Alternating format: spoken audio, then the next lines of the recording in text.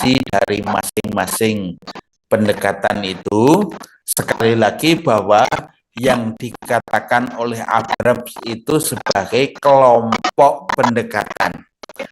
Jadi kelompok pendekatan mimetik itu nanti ada beberapa pendekatan yang bisa dikelompokkan menjadi mimetik.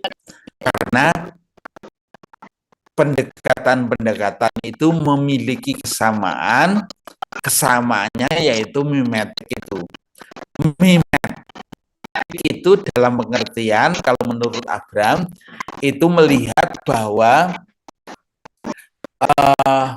karya seni, kalau kita bicara seni, kalau secara sempit ya sastra, itu merupakan tiruan alam. Jadi lebih lengkapnya itu dikatakan bahwa pendekatan ini melihat pada abstrak referensial dunia nyata atau aspek realitas sosial budaya, memandang karya sastra itu sebagai tiruan. Ini yang kemudian nanti kita melihat misalnya salah satu pendekatan yang kita kenal banyak digunakan oleh teman-teman Anda untuk membuat tesis itu, yaitu sosiologi sastra. Sosiologi sastra itu merupakan perkembangan dari mimetik, yaitu memandang bahwa karya sastra itu tidak bisa dilepaskan dari sosial masyarakat. Kalau kita mengumpamakan seni lukis itu misalnya, mimetik itu memandang yang namanya lukisan yang baik, ya lukisan yang sama persis yang dilukis. Kalau gambar orang ya ada hidungnya, ada matanya, ada mulutnya, begitu. Kalau ada gambar orang kok payudaranya 3, itu berarti tidak baik menurut pandangan mimetik. Tetapi kan kalau di dalam perkembangannya kita melihat bahwa pendekatan abstrak misalnya, seni abstrak, lukisan abstrak itu kan macam-macam. Gambar orang itu ya hidungnya di atas, matanya di bawah hidung, itu katanya itu merupakan lukisan yang baik. Nah, demikian juga di dalam sastra. Kalau kita melihat atau membaca novel Iwan Simatupang misalnya, atau puisi-puisi Sutarji Kalsombari yang dikatakan sebagai puisi konkret, itu kan abstraknya kita bisa melihat, logika yang kita bangun bisa tidak masuk. Nah, sastra-sastra seperti itu kalau kita dekati dengan pendekatan mimetik ya tidak cocok. Misalnya dalam novel Iwan Simatupang itu ada dilukiskan orang dari lantai berapa itu, hotel lantai 3 atau lantai 4, kemudian ketika di bawah itu ada wanita yang lewat dan wanita itu jadi cantik, lalu dia menjatuhkan diri dari lantai atas. Nah, ini kalau logika sehari-hari kan tidak lazim. Maka pendekatan mimetik tidak akan cocok kita gunakan untuk melihat karya yang seperti itu.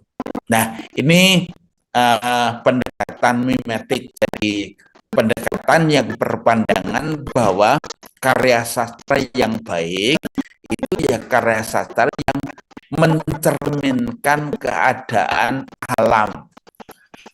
Kalau sosiologi sastra itu misalnya memandang bahwa karya yang baik itu ya karya yang mencerminkan keadaan sosial masyarakat.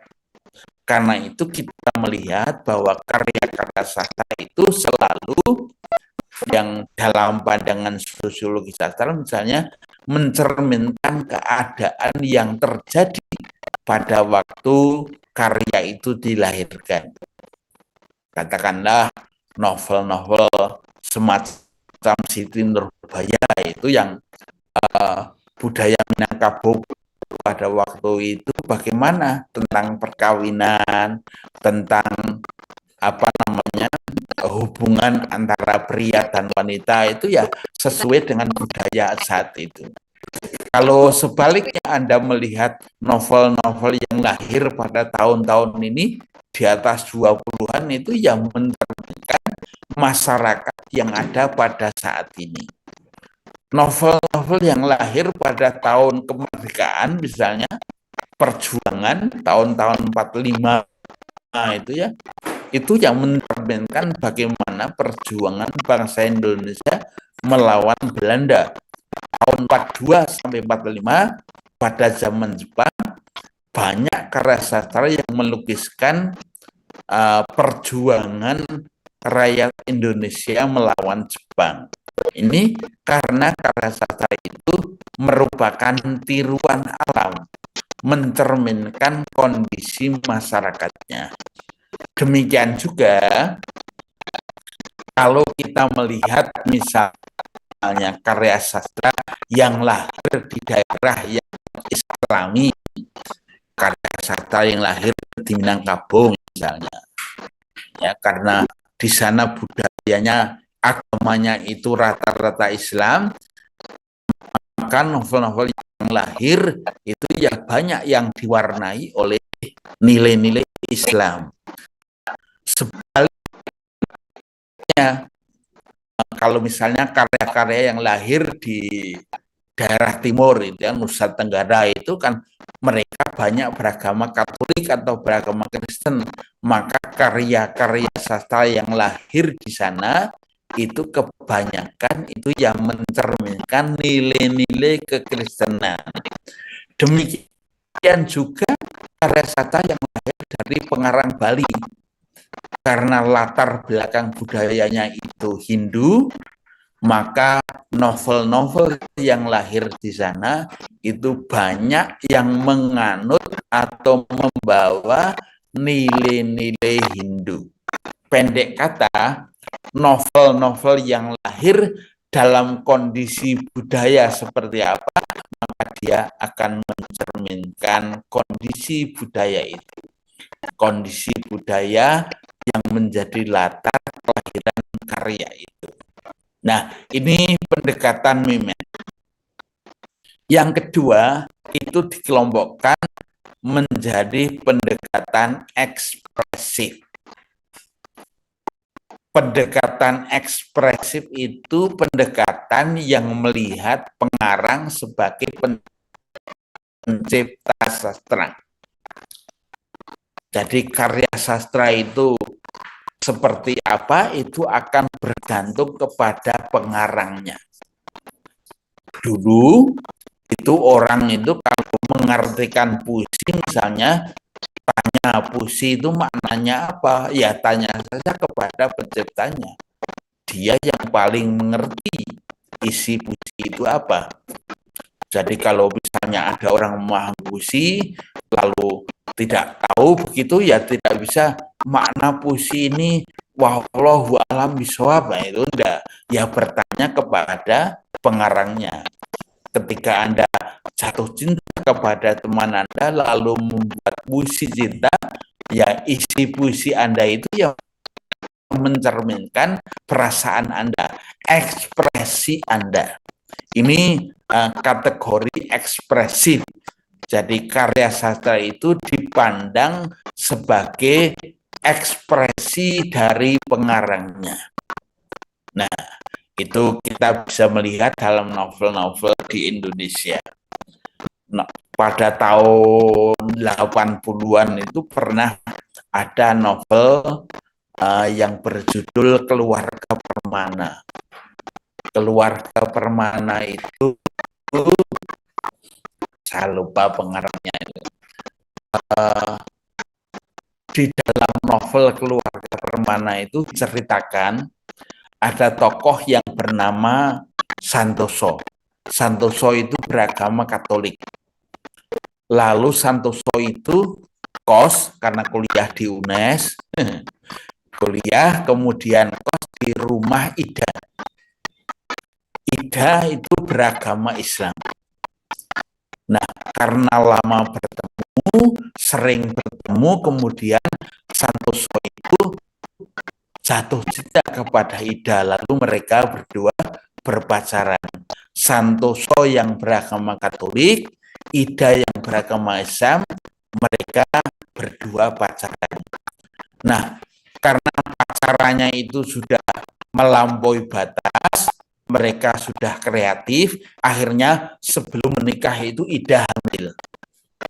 Karena Ida sudah hamil, kemudian orang tuanya, kedua belah pihak sepakat untuk menikahkan mereka. Tapi kan di Indonesia kan tidak bisa menikah lain agama. Maka kemudian salah satu pihak harus mengikuti agama pihak lain. Konon kemudian diceritakan di dalam novel itu Ida yang semula beragama Islam, kemudian dia pindah menjadi agama Katolik untuk mengikuti agama suaminya. Nah, tidak selesai sampai di situ. Ketika Ida akan melahirkan, itu mengalami kesulitan yang luar biasa. Jadi bayinya itu tidak bisa lahir. Sampai Ida itu kesakitan yang luar biasa. Konon bahkan sampai kemudian Ida itu meninggal dunia. Pertanyaannya, mengapa Ida yang beragama Islam masuk Katolik lalu digambarkan hidupnya sengsara, mau melahirkan saja kesulitan? Itu apa sebabnya? Karena kalau secara empirik yang mengarang beragama Islam maka dia membela Islam. Jadi orang Islam yang pindah Katolik itu dinilai murtad. Kalau misalnya pengarang novel itu beragama Katolik, ada orang Islam masuk Katolik itu ya benar. Itu kembali ke jalan yang benar. Tetapi karena yang mengarang orang Islam, di situ lalu ada orang Islam masuk Katolik atau pindah Katolik, itu dikatakan sebagai kesalahan. Nah, ini kan sudut pandang pengarangnya akan menentukan bagaimana benar atau salah, ya baik atau tidak baik perilaku orang itu dilihat dari agama pengarangnya. Demikian juga pendidikan, pekerjaan. Nah, itu ya novel-novel yang ditulis oleh pengarang yang sehari-hari sebagai guru, ya dia akan menulis novel tentang muridnya. Jadi dari pandangan seorang guru. Tapi kalau misalnya dia bukan guru, tahun 80-an itu banyak novel yang difilmkan dari Edi D. Iskandar. Edi D. Iskandar kan tidak pernah jadi guru, sehingga yang dilukiskan dalam novelnya selalu kehidupan murid, nakal-nakalnya murid. Ya, itu karena apa? Pandangan dia sebagai seorang murid. Dia tidak pernah menjadi guru. Kalau dia menjadi guru itu kan punya pandangan yang berbeda. Guru yang baik ya kalau siswanya itu nakal ya diperbaiki, ya tidak diceng itu. Tapi kalau guru yang tidak baik mempunyai sikap tidak baik, ketika melihat anak muridnya itu nakal ya bisa dikatakanlah nilainya menjadi jelek begitu ya. Seperti itu. Artinya bagaimana kita membuat karangan itu akan bergantung kepada penciptanya. Ini pendekatan ekspresif. Yang ketiga, pendekatan pragmatik. Pendekatan pragmatik itu melihat berbagai peran pembaca sebagai pemberi makna. Jadi karya sastra itu maknanya seperti apa akan bergantung kepada siapa yang memaknai. Katakanlah novel A itu novel yang baik atau tidak. Mungkin di daerah A itu dianggap baik, di daerah B itu dianggap tidak baik. Seperti kalau saya bertanya misalnya, Diponegoro itu pahlawan atau pemberontak? menurut orang Indonesia Diponegoro itu pahlawan, tetapi menurut orang Belanda Diponegoro itu pemberontak. Jadi yang betul itu pahlawan atau pemberontak. Nah, itu berbeda sudut pandangnya. Katakanlah misalnya Anda melihat itu kalau Anda punya pacar, punya istri, ya istri atau pacar itu kan cantik. Menurut orang lain belum tentu cantik. Nah, tetapi menurut Anda cantik. Nah, itu artinya kecantikan itu ditentukan oleh Anda. Ditentukan oleh siapa yang membaca. Karya sastra itu maknanya seperti apa akan ditentukan oleh siapa yang membaca. Ini inti pragmatik. Salah satu teori atau pendekatan yang sangat terkenal masuk dalam kategori pendekatan pragmatik adalah resepsi sastra. Dalam resepsi sastra itu mana ditentukan oleh pembacanya. Kita kan dulu banyak seperti itu. Dulu di Indonesia itu ada paus sastra yang namanya Pak Yasin. Pak Yasin itu sebagai kritikus sastra yang terkenal. Akibatnya apa?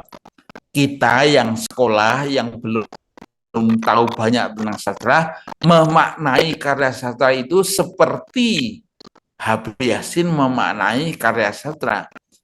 Jadi kalau ada puisi dikatakan Habib Yasin puisi itu jelek, kita ikut-ikutan melihat bahwa puisi itu jelek. Puisi yang oleh Habib Yasin dikatakan sebagai puisi yang baik, kita juga ikut-ikutan bahwa mengatakan bahwa puisi itu baik. Nah, ini sebetulnya kita menggunakan pendekatan pragmatik. Kita memaknai karya sastra itu bergantung kepada pembaca. Nah, misalnya kita melihat novel Siti Nurbaya. Siti Nurbaya itu, kalau yang melihat itu remaja, apa yang dilihat dari novel itu? Yang dilihat adalah percintaan antara Siti Nurbaya dan Samsul Bahri. Itu remaja yang usianya usia seperti itu. Kalau yang membaca anak-anak, apa yang dilihat di dalam novel itu? Yang dilihat adalah bagaimana pergaulan Siti Nurbaya dan Samsul Bahri waktu kecil. Mereka berangkat sekolah bersama-sama, nanti duduk di sekolah jejeran. Jadi sebagai apa? Bahasa sekarang itu apa? Soulmate itu ya. Jadi teman akrab itu kalau yang melihat anak-anak. Tetapi kalau kemudian yang melihat itu orang tua, orang dewasa seperti saya misalnya, melihat Siti Nurbaya itu tidak lagi pada persoalan percintaannya. Usia saya kan sudah melampaui usia percintaan itu. Dalam usia saya melihat Siti Nurbaya itu melihat pengorbanan seorang anak kepada orang tuanya. Di novel itu kan dilukiskan Siti Nurbaya itu pacarnya atau kekasihnya Samsul Bahri. Kemudian ada tetangganya orang kaya yang sudah tua, yang kalau di dalam sinetron itu digambarkan sebagai laki-laki yang tidak hanya jahat tetapi juga jelek, bernama Datuk Meringgi. Konon kemudian Siti Nurbaya itu mau diperistri Datuk Meringgi meninggalkan Samsul Bahri. Nah, kok Siti Nurbaya gelem-geleme untuk Datuk Meringgi itu yang dipamer itu apanya? Nah, ternyata di dalam cerita itu Siti Nurbaya itu mau dikawini oleh Datuk Meringgi itu semata-mata menolong ayahnya supaya ayahnya tidak dihukum. Karena ayahnya itu punya hutang pada Datuk Meringgi. Dan sebagai penggantinya, hutang itu akan dianggap impas kalau anaknya boleh diperistri. Kalau tidak boleh boleh, maka hutang itu tetap ditagih dan ayah Siti Nurbaya itu tidak punya uang untuk mengembalikan, maka jawabannya adalah pidana. Nah, dalam rangka menghindarkan orang tua dari hukum pidana itulah Siti Nurbaya merelakan diri untuk dinikahi Datuk Meringge. Jadi pengorbanan itu yang kita lihat di dalam Siti Nurbaya. Nah, ini menunjukkan bahwa memaknai karya sastra itu akan ditentukan oleh siapa pembacanya. Jadi kita membaca misalnya ada novel lalu kampung kita itu Islam, nah kita akan melihat dari sisi keislaman. Kalau kampung kita itu mayoritas Katolik, kita akan melihat dari sisi Katolik. Dan seperti itu. Itu sudut pandang yang kita gunakan. Itulah inti dari pendekatan pragmatik. Lalu yang terakhir itu pendekatan objektif. Pendekatan objektif itu melihat karya sastra itu sebagai struktur yang otonom. Otonom itu artinya apa? Tidak punya pengaruh atau tidak dipengaruhi oleh unsur-unsur yang ada di luar karya sastra. Jadi karya sastra itu karena sifatnya otonom, dia tidak dipengaruhi oleh pengarangnya, dia tidak dipengaruhi oleh sosial budaya masyarakatnya, dia juga tidak dipengaruhi oleh pembacanya. Karya sastra itu bersifat otonom. Karena itu untuk memahami sebuah karya sastra, kita harus berangkat dari karya itu. Nah, misalnya pendekatan struktural, pendekatan intrinsik, ya, pendekatan semiotik itu memandang bahwa karya sastra itu sifatnya otonom, tidak ada pengaruhnya dari tidak dipengaruhi oleh unsur-unsur yang ada di luar. Jadi kalau kita bicara tentang mimetik, karya sastra itu dipengaruhi oleh lingkungan. Ekspresif itu karya sastra dipengaruhi oleh penciptanya. Pragmatik itu karya sastra dipengaruhi oleh pembacanya. Objektif memandang karya sastra bersifat otonom, tidak dipengaruhi oleh apapun. Nah, itulah pendekatan yang digunakan oleh Abraham atau menurut Abraham yang membagi atau menggolongkan semua pendekatan sastra. Kalau kita akan mengkaji karya sastra, itu bisa dikelompokkan menjadi 4 pendekatan ini. Nah, itulah pendekatan-pendekatan yang bisa kita gunakan di dalam mengkaji karya sastra, seperti yang sudah saya sampaikan minggu yang lalu, yaitu ada pendekatan intrinsik dan ekstrinsik dari Rene Weller, kemudian pendekatan menurut Atiu dengan kode bahasa sastra dan budaya, kemudian pendekatan menurut Abraham yang dikelompokkan menjadi 4 itu. Mohon maaf, perkuliahan kita sampai di sini saja. Nanti kalau ada diskusi, ada pertanyaan, kita diskusikan minggu depan. Dan minggu depan mulai giliran Anda, Mbak. Siapa itu? Yang gender itu ya. Ya, kita diskusi pendekatan gender minggu depan. Oke, terima kasih. Sampai ketemu minggu depan. Dan tolong nanti presensi divalidasi. Oke, selamat pagi. Bapak, Selamat pagi, Pak. Terima kasih, Pak. Sama-sama.